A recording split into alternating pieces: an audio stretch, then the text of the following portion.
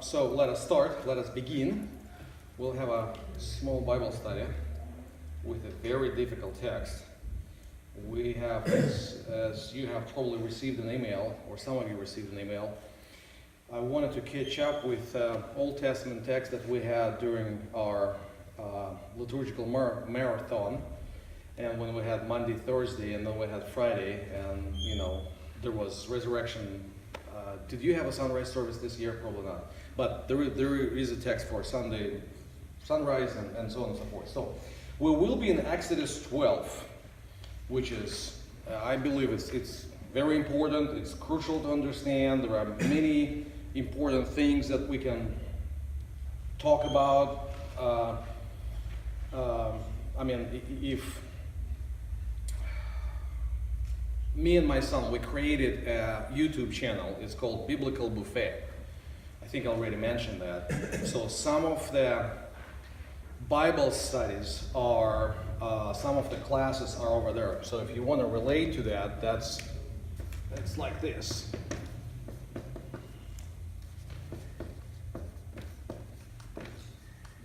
Okay?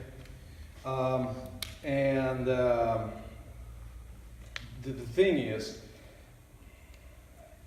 that's the buffet is about food, you can eat whatever you want and as much as you want. And in this passage, just with this passage, theoretically, we need like a couple days seminars just to pick up the very beginnings of the text. But we have only like 40 minutes, so we'll make it really nice. Okay, couple introduction words. Exodus. When we read the Bible, and especially in the modern days, we tend to read it as either newspaper, same as newspaper, or as a blogs. Some of you maybe have Facebooks or used to have live journals or anything. Most of the biblical texts are not that way. Sometimes, yes, you can see it like maybe in Acts. Luke writes, we went there, blah, blah, blah. That's what, small report, that's what happened. We went to Ephesus, and that's what happened. Then we went to another place, that's what happened, and so on and so forth. But most of the books in the Bible were written by their authors under inspiration of God, under long consideration and taking the pieces, like a puzzle, putting everything in the right place. That's why some of the books are not chronological, and it's more like thematical. Probably the parade example would be the book of Jeremiah. It's not chronological whatsoever, okay? And there is a reason for that, okay? And I'm not going to talk about that, but I just can refer you, not as an advertisement. If you go to Biblical Buffet, the last Bible study on Jeremiah, I talk over there. So just we will not waste the time. We will be in Exodus 12, 1 through 14. Okay? Exodus. Historically, it is about Moses, or it is the books that were written by Moses.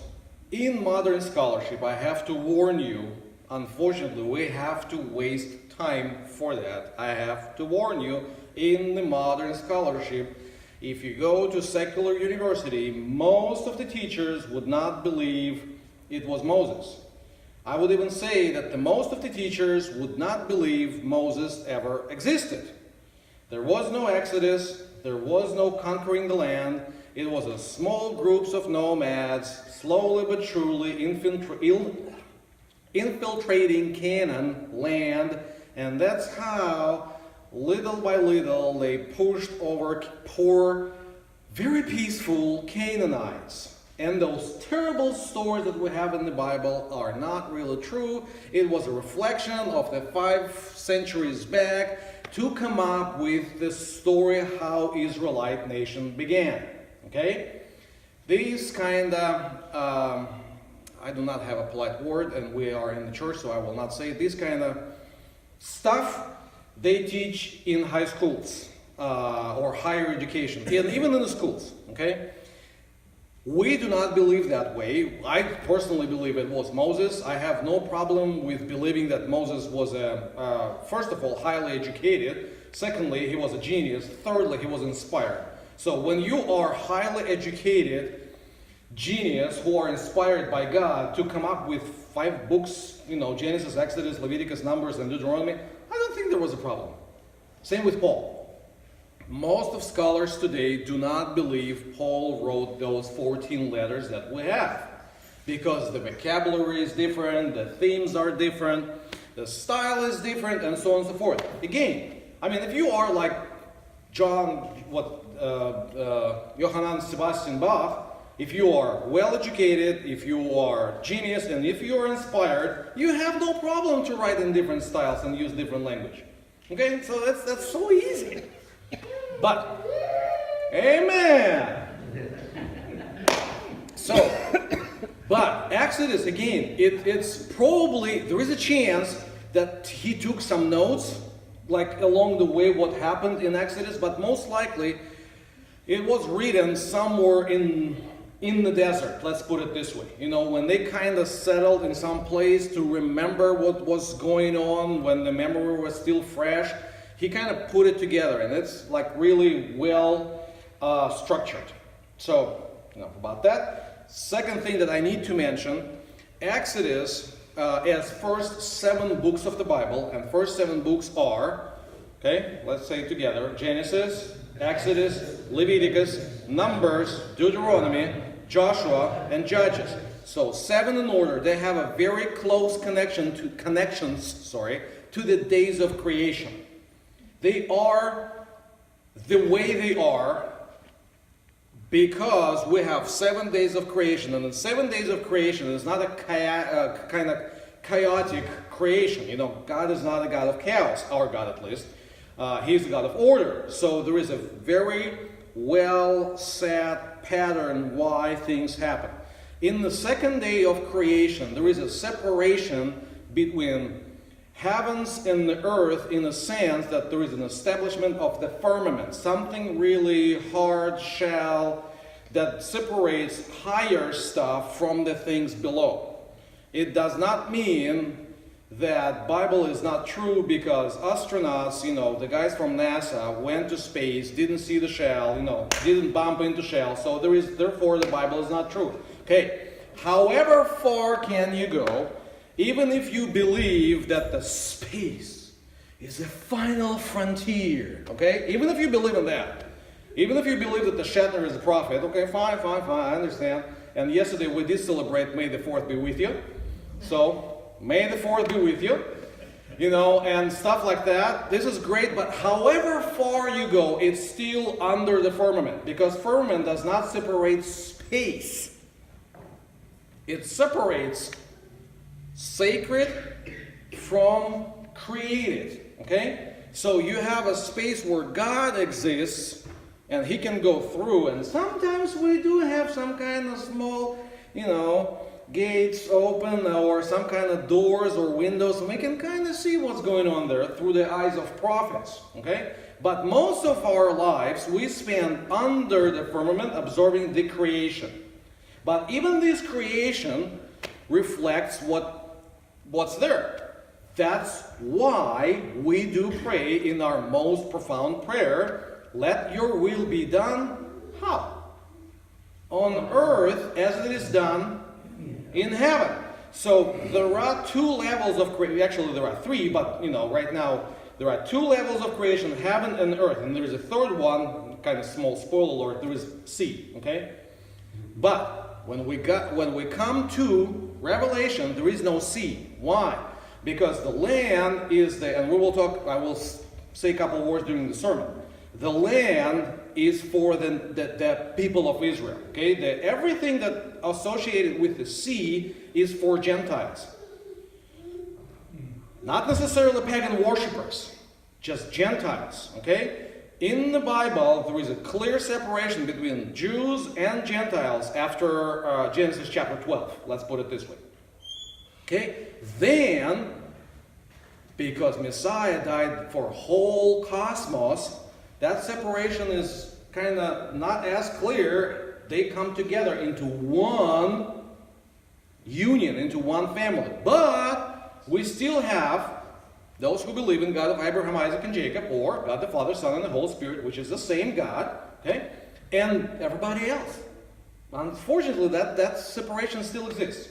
Okay? So in the second day, we have a firmament. We have higher places, and we have a regular, not necessarily lower in the sense of somewhere low and dirty, but just regular realm of reality. Okay?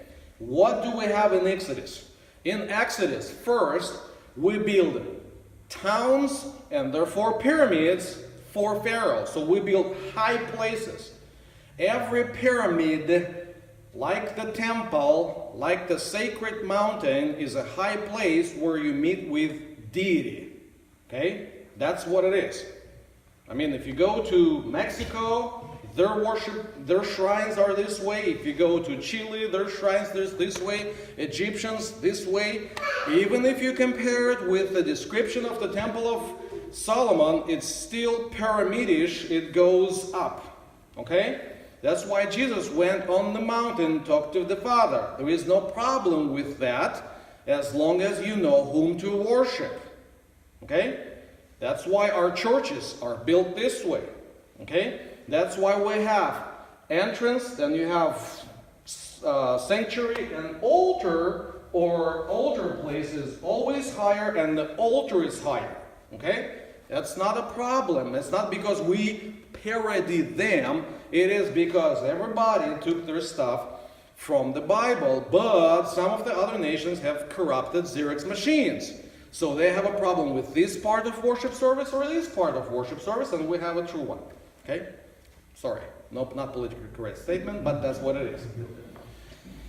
No PC whatsoever. So, in the beginning, we create cities and places of worship for Egypt, for Pharaoh.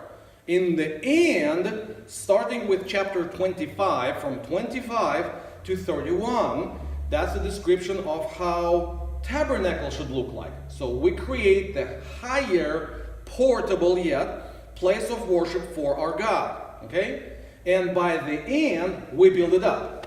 And the glory of the Lord descends from high, so it breaks that, not breaks in the sense of everything get, shattered, but it goes from above to the altar, and they see, okay, it came. So system works. Okay? So that's how it is related to second day of creation. Then there is another thing. Now we go to the text. So if you have your Bibles open, Exodus 12, we might have some slight difference in the wording because you have most likely NIV and I have ESV. No worries. So that's fine. What I want to tell you, a couple words. Who knows what is that? That's a special plate which is used by synagogal Jews for Passover. So that's how you celebrate Passover. You have a plate, actually 2 plates. This is one with 6 different type of foods. And there is another plate for so-called matzah. That's what I forgot at home. We should have brought you matzah just in case you have not seen that. But that's whatever. 6 things here. So what kind of food should be in the Passover? Because that's what we have in the text. In the text, we have mentioning of 3 out of those 6 plus bread, therefore 7. There is a shank bone. Okay, so to remember the lamb or the goat, in modernity, we do not really eat the whole lamb during the night. We traditionally it can be the bony kind of with the meat part of either lamb or goat, or sometimes it even can be replaced with chicken or something like that. Okay? Then you have, let me see what we have. Haroset. Okay? This is really cool stuff. I love, when my wife does it sometimes. It's a mixture of wine, apples and walnuts. Yeah. So kind of like a brownish mixture, sweet, depending what kind of wine do you use. So it's sweetish and a little bit sourish. It should It's not in the Bible, but it's traditionally made to remind us of that mixture. Remember, there was a moment when Jews should not only build the bricks, but have a straw for them. So to remember this mixture that they had to create, that's this thing. Okay? Haroset. Then there is what we have in the Bible, it's maror. Okay? Bitter herbs. Very simple. Bitter herbs. This word, related to this word, can be found in the book of Ruth. If we will jump there, you might, if you want. If you don't jump there. In chapter 1, when Ruth and Naomi, they come back from Moab, back to Bethlehem, Naomi says a weird phrase. Do not call me Naomi because my life is not pleasant anymore. Call me Mara because my life is bitter. Okay? Maror, Mara, it's bitter. Okay? And that's just to remind that this life of slavery is not really a pleasant one. I mean, it's kind of bitter. Okay? That's so simple. Then some traditions developed also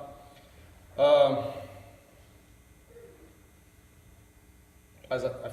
Okay, Hazrot, which is it's a lettuce. It's another type of bitter herbs, just an additional ones. Okay. Then you have beitza, which is an egg. It represents a really cool thing. Egg is the only thing, as far as I can know, and as far as I have talked to people that can be cooked or actually boiled, but the more you boil it, the harder it becomes. Everything else gets softer. Egg gets harder, which represents that Jews were under suppression, but the harder they were pressed, the harder they became, and actually more fruitful. I mean, if we read the beginning of the Exodus story, remember, they were under hard labor, but they became even more fruitful. And Pharaoh was like, something is really wrong here. So, whatever. And then another thing that we do not really have in the Bible as it is, but it's a great symbol. It is karpas. It is parsley. And we will need to remember that for our text. Parsley kinda reminds us of those branches that they used to put in the blood, and we will see it in the text, and put the blood on the doorposts and the forehead of the door. Okay? So that's roughly what it is. I'll pass it. You might want to look at that. Just don't worry. It's not idolatry to touch it, so no worries. But it's kind of like a cool. And of course, so 7 foods plus wine. Okay, these guys were good Lutherans. So that's the feast. Now we will talk about few things in the text, few important things. So let's start with the very beginning. 12. The Lord said to Moses and Aaron in the land of Egypt, this month shall be for you the beginning of months. It shall be first month of the year for you. Okay? So, how many days we have in a year? 365. So, such a simple question. Yeah. Okay. If we go into biblical calendar, we will end up with the year of 354 days. Why? Because we have, and it's actually, roughly, this is biblical calendar is it's a little bit tricky, but let's stay with this for a while, because we have 12 moon months. The months are by moon, okay? And it's roughly 29 and a half days per month. So we will end up with 154, okay? So the moon cycle, unlike sun cycle, which is 365, is 354. Okay? And that's an important For example, if we will jump into Numbers, give me a second, let me find it. When we have a census of people, if we'll go into Numbers chapter 1, if we'll go into Numbers chapter 1, we'll find the census of Benjamin. And in Numbers 1, 36, 37, how many Benjamites do we have in the camp after Exodus?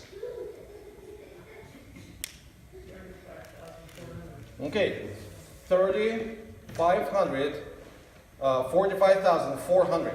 Okay, let's get rid of zeros. What number do we have? Okay, 354.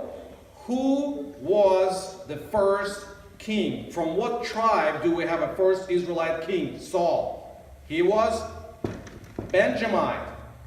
But moon is less stable than the sun. Okay? It is the...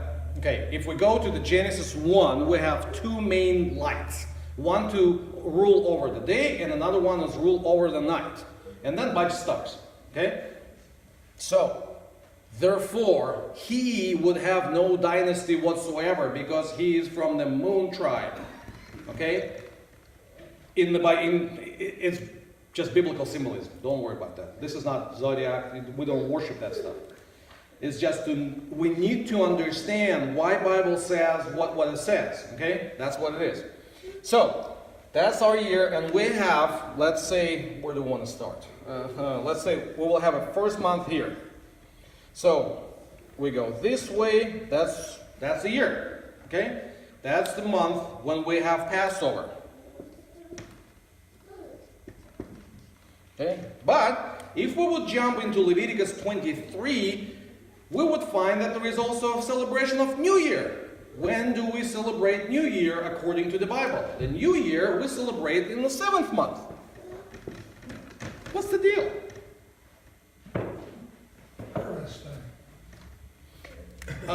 Yes and no. Actually, the harvest of barley, right here. That's why Ruth and Naomi did not come in June or July or in February or in January. They came during Passover season and they stayed through Pentecost because they knew that the harvest of barley would be here and there is a law that they can glean on the edges of the field relatively easy. Okay? So we have few harvests in the season. There is a harvest here, and there is a harvest of apples, wine. I'm not wine, but what do we do for like grapes? Yeah, all of this kind of stuff. That's here. And when we're done with the harvest, then we have a new year and stuff like that. So in the Bible, the religious year starts here with Passover. The civil year starts here. The new king ordained or inaugurated over here in the new year. Okay? So that's just for you to remember. Plus, there is another important thing. When people leave from Egypt, they have like a new life. And to constitute a nation with new life, God gave them a new calendar. This is your first month. Whatever they had in Egypt, now irrelevant. This is your first month. That's how you're going to start your life. You started with the worship of Passover and so on and so forth. Okay? Exactly same thing happened almost in every new nation birth situation. When North and South, not in America, I promised you I will talk as less as possible about U.S. history and presidents, because I am not really familiar with that. But when North and South in Israel broke up, after rule of Solomon, North under Jeroboam, yes, kind of like that, They had new calendar. He set up new feasts, new priesthood, and new type of worship to separate them from biblical calendar. Okay, because he wanted to worship Baal. Okay, when French Republic under Great French Revolution, actually when they killed lots of people, but when they started, what did they do? They came up with new calendar, with new months, with new dates, and so on, with new feasts, and so on and so forth. When Soviet Russia became Soviet Russia instead of Imperial Russia, they came up with new calendar. They even tried a 10 days a week calendar. Didn't really work out because it's not really working, but they had new feasts in the calendar. There was a day of agriculture, there was a day of metallurgical industry, there is a day of the Great October Socialist Revolution, 7th of November, and that's what marks you. No Christmas, but New Year, okay? So you still have a tree, you still have a star, but that star represents now Kremlin star instead of the star that brought wise man to Jesus. And it's not December 25th, it's January 1st, okay? So that's how your brain's set up. And the same thing we have here. We have our calendar. We do commemorate, Passover or Easter. We do have Pentecost. Along with that, we kind of need to remember things like 25th of June. Who knows what 25th of June? Okay, it's a presentation of Augsburg Confession in 1530. It's our Lutheran thing. Or we, need to remember some of the dates in February or in November. Or October 31st. What's October 31st? Reformation. Oh, good. At least that's okay. The Reformation Day. Yes, when Martin Luther nailed, supposed to be, he nailed the 95 theses, or at least an invitation to discuss 95 theses, to the doors of the Wittenberg Church. So every society, when it's formed, they have their own calendar. So that's what it is. Plus, there is a very practical reason when do they, and therefore us, when they celebrate Passover, and why do we celebrate Easter when we celebrate Easter? Okay? So it is 14th day in the month. In the middle of the night, they had to eat the food and be prepared to run. Why it is important? Why was 14th day? If the cycle is 29 and a half days, that's the middle of the cycle. So from new moon, from almost complete darkness in the middle of the night, you come to a place when the moon is shining. It's most light you have, so therefore you can walk, okay, in the middle of the night. So there is a symbolic religious reason, but there is also a practical reason for them to run away. Okay? That's so simple. Bible is very precise and practical. Okay? And we need to remember that. It's not some kind of fairy tale-ish stuff. So, going back to Exodus. So we have a new moon, we have a first month, we have a lamb that we need to dedicate per family. Okay? And it can be lamb or a kid of a goat. It doesn't matter. The three things about that. Male, it's hard to say in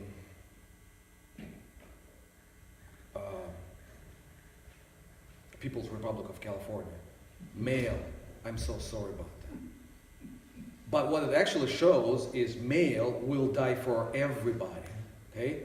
It's not because female is not worthy. It's actually females are so worthy that they have to be protected by the death of males. Okay?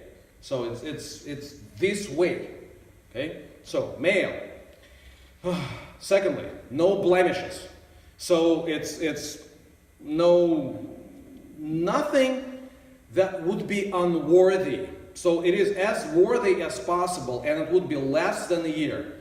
It doesn't mean that it should be like 11 months and, 20 days. It's just with the range of a year.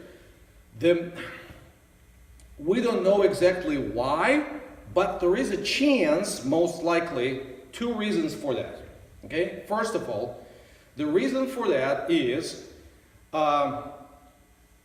when an animal passes puberty, the taste of a meat changes drastically. It's not as tasty anymore.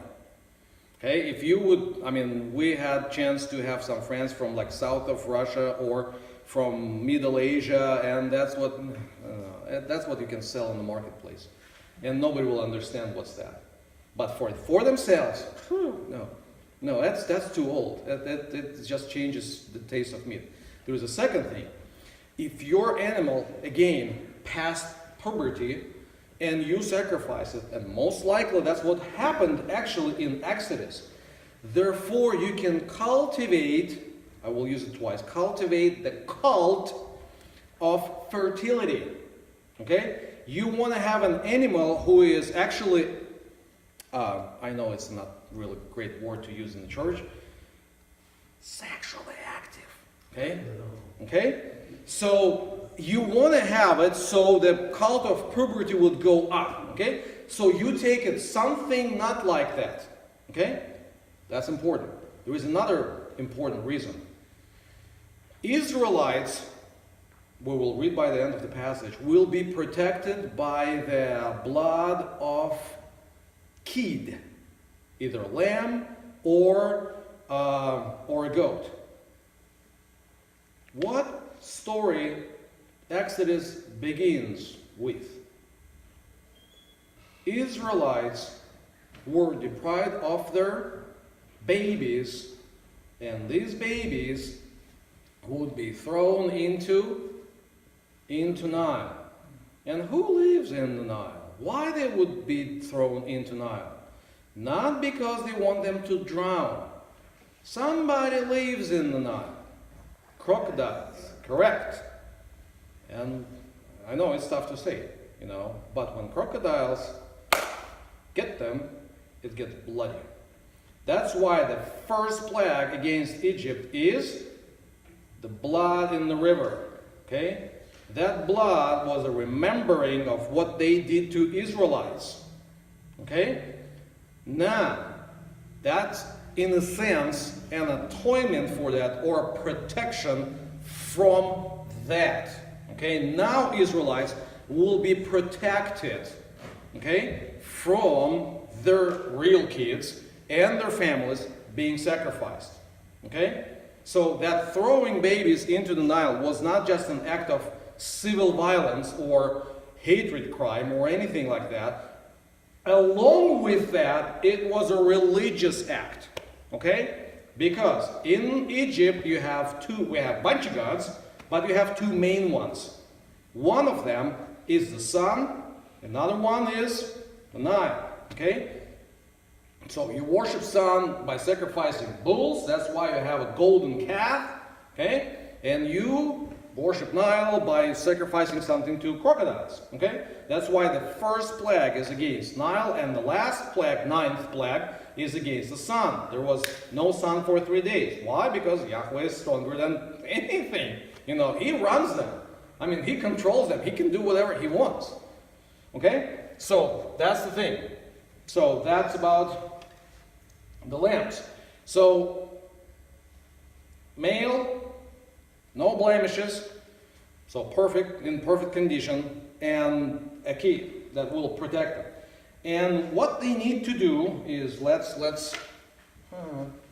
I still have some space here.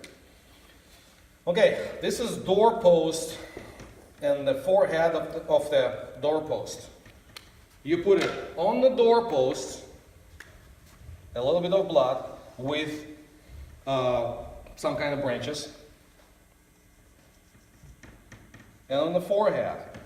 And if the blood is fresh, it starts to drip. So you have a small puddle here. What reminds you? The cross. Okay? Isn't this obvious? It's right here. It's right in the Bible. It's right in the text. That's what we have. His head was wounded, his hands were pierced, and his legs were pierced. Okay? We have 4 points of blood on the cross, as we had on the doorpost. That's why when John the Baptist sees him first time, he says, "This is the Lamb of God who takes away the sin of the world." Okay? That's it. And that's very interesting. When God says, "I will pass by," and usually we want that God will notice them, pay attention to their situation. Not in the Passover. In the Passover, that's what he promises. I will come, I will see that, and I will pass by. Okay? So I will not take any actions in this house, because he is the God of life, and therefore life includes death. He is in charge of death too. Okay? That's very interesting. If the doorpost had blood, that means somebody was sacrificed. Somebody was slain in the house.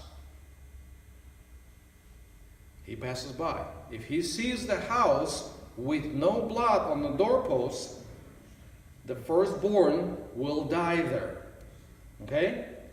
Does it say if he will see the doorpost with some kind of Jewish symbol, he will pass by? No. If he will see the doorpost with Egyptian symbol, he will definitely enter in. No, it doesn't say that. The only mark that would, in that particular night, keep God out of the house is the blood. So, we need to remember that after X number of plagues, some plagues stopped to happen among Jewish community. And if some of the Egyptians were smart enough, they would start to observe why this happened to us and do not happen to them. So, if any Egyptians by this time would realize that something important is going on and do the very same thing, they would be protected as well. Okay? That's important to understand. That's why we have, if we read very carefully, it was not a small group of faithful Jews who left Egypt. It was a huge community with about 600,000 men. Okay, not because women are not important, they are not mentioned. They are not mentioned as well as children. Why? The reason is you have 600,000 men that will protect their wives, sisters, mothers, children's, or adults. Like 80 plus or something. So those guys who would be ready to fight. So that's Jewish. Plus, we have a phrase. Plus, unnumbered mixed multitude. So people from other nations, because Egypt was kind of like in America. You have Americans, but some of them are Irish Americans, some of them are Polish Americans, some of them are German Americans, some of them are Jewish, some of them Indian descent, Native Americans, or some of them are Mexicans, and some of the Mexicans say, no, we are Mexicans, and this is not Mexican, this is from, San Salvador, they are not Mexicans, that's kind of whatever. Some of them are African Americans, and if we would split African Americans, there is Kenyans, Namibians, and so on and so forth. So it was in Egypt too. There was a Jewish community, but there was a bunch of other stuff. So a bunch of other people, And these guys, some of them converted under what happened in Egypt, and they left too with them. Okay? So that's what protected. Not circumcision, not just Jewish identity by itself, that the blood on the doorpost. That's important. Okay? Then there is another thing that we need to talk about. As I said, you take a lamb, and the thing is, there should be two things concerning the eating of a lamb. First of all, you take it by the family. Okay. I grew up in a big city. I grew up in a city with about 5 million people. I have never seen, live along, did it, how lamb is sacrificed. I mean, my mom would come to store, and in the Soviet Union, in a socialist regime, that's what you have. If you're lucky, you have meat in the store, okay?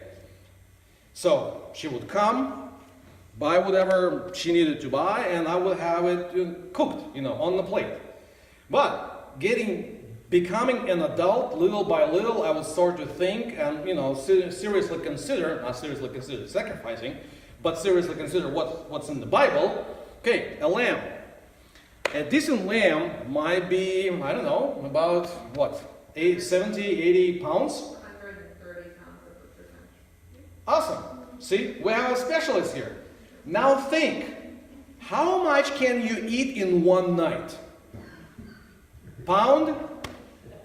I mean... 3/4 of a pound per adult, right? Okay. I said roughly. I mean, I probably can eat a pound, and my sons can eat a pound definitely too. But if you need a lamb per family, and you cannot leave anything behind, how many people you need to have in a family so the whole lamb would be swallowed in one night?